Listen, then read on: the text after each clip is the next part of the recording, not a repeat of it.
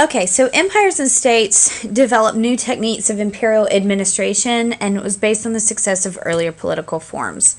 Um, Most of these empires created administrative institutions to get organized. They were ruling over millions of people. They needed to be very organized. They had support in the form of vice kings, governors, and city leaders.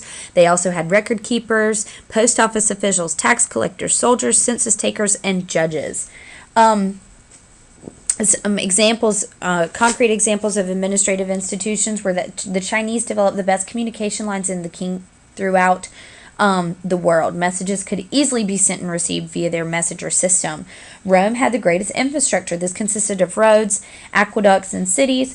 All three of the largest empires relied on violence and military threat to maintain order in some degree, Persia most notably. Standardized taxes were also levied on citizens in order to raise revenue. Imperial governments projected military power over large areas using a variety of techniques. Many times a central ruler would command from a capital city, and this left localized rulers to direct smaller regions or towns.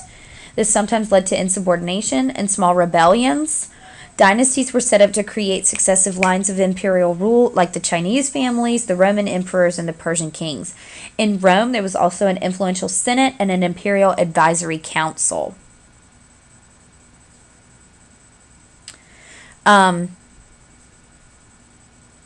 Again, many imperial governments asserted their power by claiming to have divine connections, and in most empires, one common religion was enforced.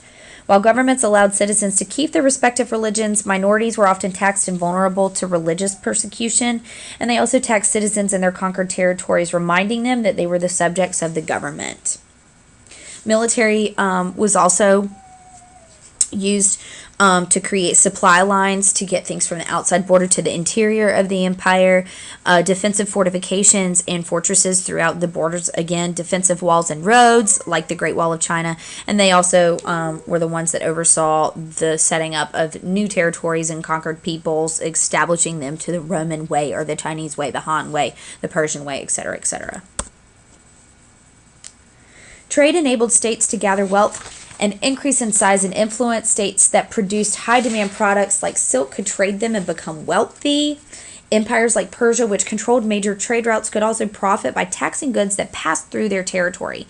Amassing money was important for empires to stay in control because simply wealth was needed to build these massive armies that they had.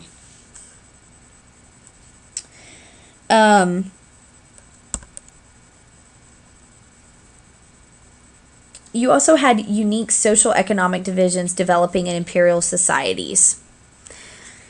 Cities were important parts of all empires, and of course among city-states. They were centers of trade, art, and religious and governmental buildings.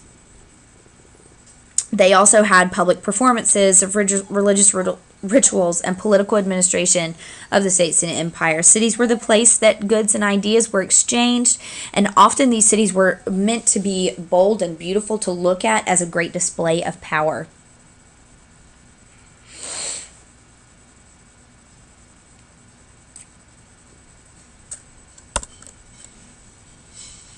Social structures were quite similar among all the classical empires, with political and religious elites at the top, followed by merchants, warriors, craftspeople, laborers, and slaves.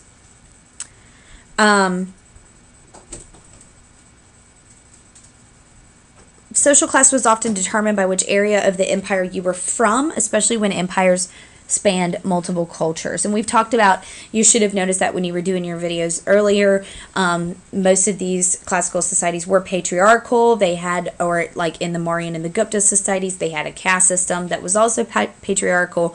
Women were not afforded as many rights.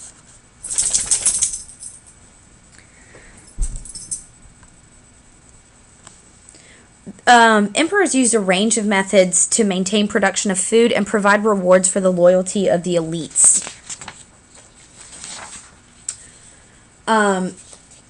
The Romans provided workers by enslaving the people they conquered. Although it was outlawed by Cyrus the Great in Persia, it was still present as a source of labor. The Han Dynasty also utilized slavery as a source of labor. Agricultural and other labor was provided by free people, indentured servants, and slaves in classical societies. The agricultural working class was forced to provide free labor to the government in road building and other projects. Some actual examples would be like the government required labor of the hundreds of thousands of peasants who were mandated to participate in the construction of the Great Wall of China and the Grand Canal in China. Also, the Romans provided workers by enslaving conquered peoples.